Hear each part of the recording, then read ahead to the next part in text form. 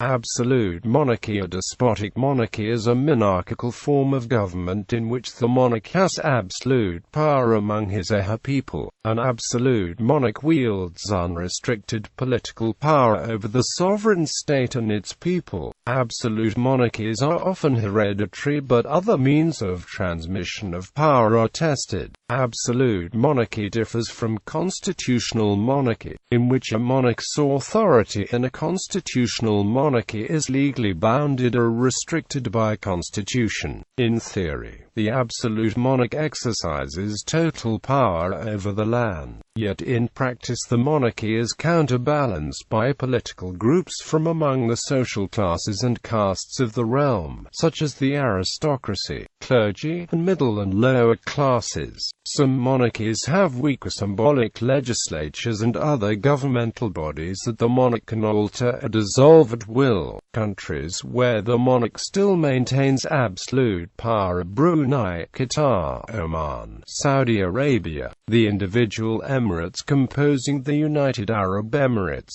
Swaziland, and Vatican City.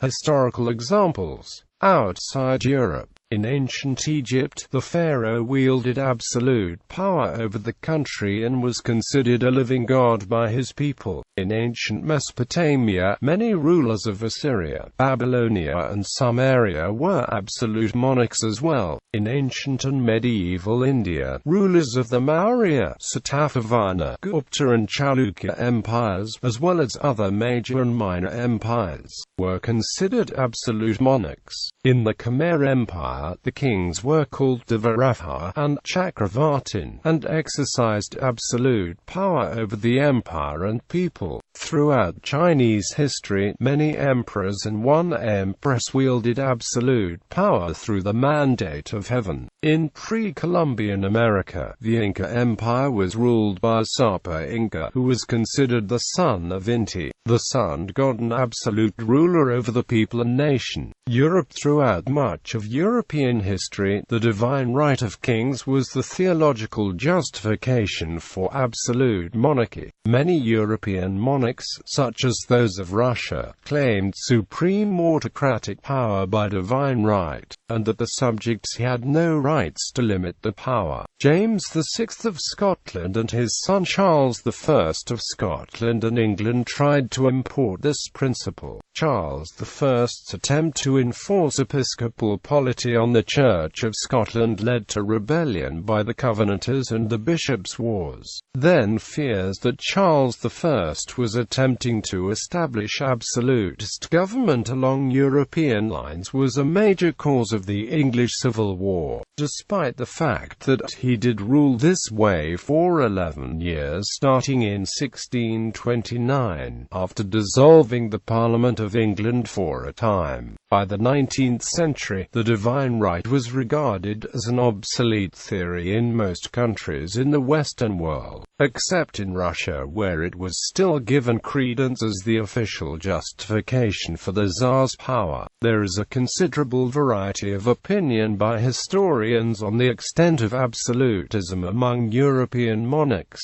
Some, such as Perry Anderson, argue that quite a few monarchs achieved levels of absolutist control over the states, while historians such as Roger Metham dispute the very concept of absolutism. In general, historians who disagree with the appellation of absolutism argue that most monarchs labeled as absolutists exerted no greater power over their subjects than any other non-absolutist rulers, and these historians tend to emphasize the differences between the absolutist rhetoric of monarchs and the realities of the effective use of power by these absolute monarchs. Renaissance historian William Bousma summed up this contradiction. Nothing so clearly indicates the limits of royal power as the fact that governments were perennially in financial trouble, unable to tap the wealth of those most able to pay, and likely to stir up a costly revolt whenever they attempted to develop an adequate income. France. A widely held story about Louis XIV of France is that he proclaimed "L'équité, c'est moi."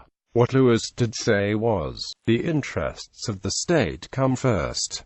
When one gives these priority, one labors for one's own good. These advantages to the state redounds to one's glory. Quote, although often criticized for his extravagances, such as the palaces of Versailles, he reigned over France for a long period, and some historians consider him a successful absolute monarch. More recently, revisionist historians have questioned whether Louis's reign should be considered absolute, given the reality of the balance of power between the monarch and the nobility. The King of France concentrated in his person legislative, executive, and judicial powers.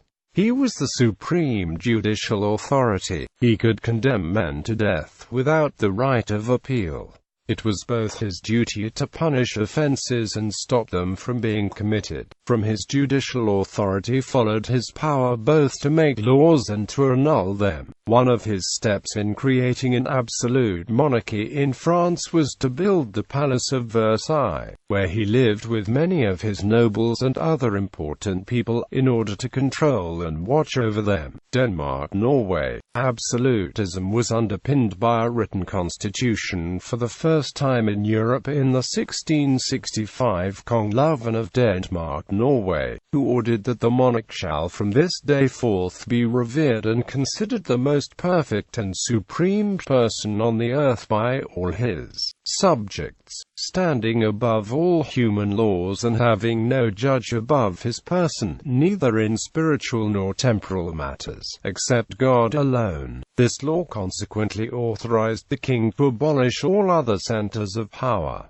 Most important was the abolition of the Council of the Realm, Prussia. In Brandenburg, Prussia, the concept of absolute monarch took a notable turn from the above, with its emphasis on the monarch as the first servant of the state. But it also echoed many of the important characteristics of absolutism. Frederick William, known as the Great Elector, used the uncertainties of the final stages of the 30 Years' War to consolidate his territories into the dominant kingdom in northern Germany, whilst increasing his power over his subjects.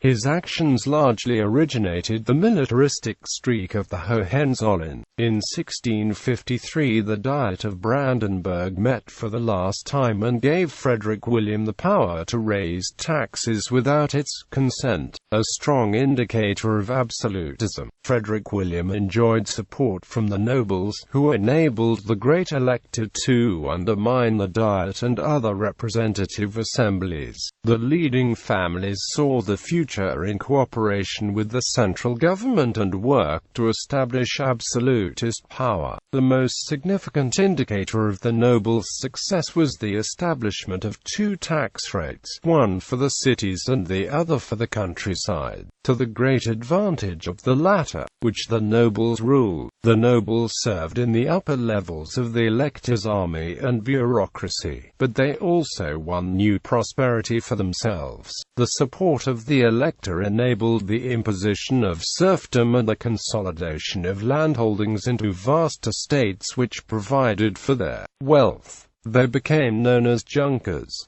Frederick William faced resistance from representative assemblies and long independent cities in his realm. City leaders often revolted at the imposition of electorate authority. The last notable act was the uprising of the city of Königsberg, which allied with the Estates General of Prussia to refuse to pay taxes. Frederick William crushed this revolt in 1662 by marching into the city with thousands of troops. A similar approach was used with the towns of Cleves, Russia. Until 1905, the Tsars of Russia governed as absolute monarchs. Peter I the Great reduced the power of the Russian nobility and strengthened the central power of the Tsars, establishing a bureaucracy and a police state. This tradition of absolutism, known as Tsarist autocracy, was expanded by Catherine II the Great and her descendants, although Alexander II made some reforms and established an independent judicial system. Russia did not have a representative assembly or a constitution until the 1905 revolution. However, the concept of absolutism was so ingrained in Russia that the Russian constitution of 1905 1906 still described the Tsar as an autocrat.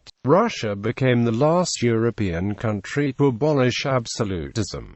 The only one to do so as late as the 20th century. Sweden. The form of government instituted in Sweden under King Charles XI and passed on to his son, Charles XII, is commonly referred to as absolute monarchy. However, the Swedish monarch was never absolute in the sense that he wielded arbitrary power. The monarch still ruled under the law and could only legislate in agreement with the Riksdag of the estates. Rather, the absolutism introduced was the monarch's ability to run the government unfettered by the Privy Council, contrary to earlier practice. The absolute rule of Charles XI was instituted by the Crown and the Riksdag in order to carry out that great reduction which would have been made impossible by the Privy Council, which comprised the high nobility. After the death of Charles XII in 1718, the system of absolute rule was largely blamed for the ruination of the realm in the Great Northern War, and the reaction tipped the balance of power to the other extreme end of the spectrum, ushering in the Age of Liberty. After half a century of largely unrestricted parliamentary rule proved just as ruinous, King Gustav III seized back royal power in the coup d'état of 1772, and later once again abolished the Privy Council under the Union and Security Act in 1789, which, in turn, was rendered void in 1809 when Gustav IV Adolf was deposed in a coup and the Constitution of 1809 was put in its place. The years between 1789 and 1809, then, are also referred to as a period of absolute monarchy. Contemporary monarchies. The popularity of the notion of absolute monarchy declined substantially after the French Revolution, which promoted theories of government based on popular sovereignty. Many nations formerly with absolute monarchies, such as Jordan, Kuwait and Morocco, have moved towards constitutional monarchy, although in some cases the monarch retains tremendous power, to the point that the parliament's influence on political life is negligible. In Bhutan, the government moved from absolute monarchy to constitutional monarchy following planned parliamentary elections to the Sogdo in 2003, and the election of a National Assembly in 2008. Nepal had several swings between constitutional rule and direct rule related to the Nepalese Civil War, the Maoist insurgency, and the 2001 Nepalese royal massacre, with the Nepalese monarchy being abolished on May 28, 2008.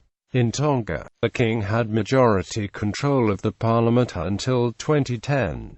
On the other hand, Liechtenstein has moved towards expanding the power of the monarch. The Prince of Liechtenstein was given expanded powers after a referendum amending the Constitution of Liechtenstein in 2003, which led the BBC to describe the prince as an absolute monarch again. The ruling Kim family in North Korea has been described as a de facto absolute monarchy or hereditary dictatorship. Current absolute monarchies. Saudi Arabia. Saudi Arabia is an absolute monarchy, although, according to the Basic Law of Saudi Arabia adopted by royal decree in 1992, the king must comply with Sharia and the Quran. The Quran and the Corpus of Sunnah are declared to be the kingdom's constitution, but no written modern constitution has ever been written for Saudi Arabia, which remains one of two Arab nations where no national elections have ever taken place since its founding, the other being Qatar. No political parties or national elections are permitted, and according to The Economist's 2010 Democracy Index, the Saudi government is the seventh most authoritarian regime from among the 167 countries rated. Scholarship. anthropology, sociology, and ethology, as well as various other disciplines such as political science, attempt to explain the rise of absolute monarchy, ranging from extrapolation generally to certain Marxist explanations in terms of the class struggle as the underlying dynamic of human historical development generally, and absolute monarchy in particular. In the 17th century, French legal theorist Jean Domat defended the concept of absolute monarchy in works such as On Social Order and Absolute Monarchy, citing absolute monarchy as preserving natural order as God intended. According to Norbert Elias's The Civilizing Process, monarchs such as Louis XIV could enjoy such great power because of the structure of the societies at the time. More precisely, they could play off against each other two rival classes, namely the rising bourgeoisie, who grew wealthy from commerce and industrial production, and the nobility, who lived off the land and administrative functions.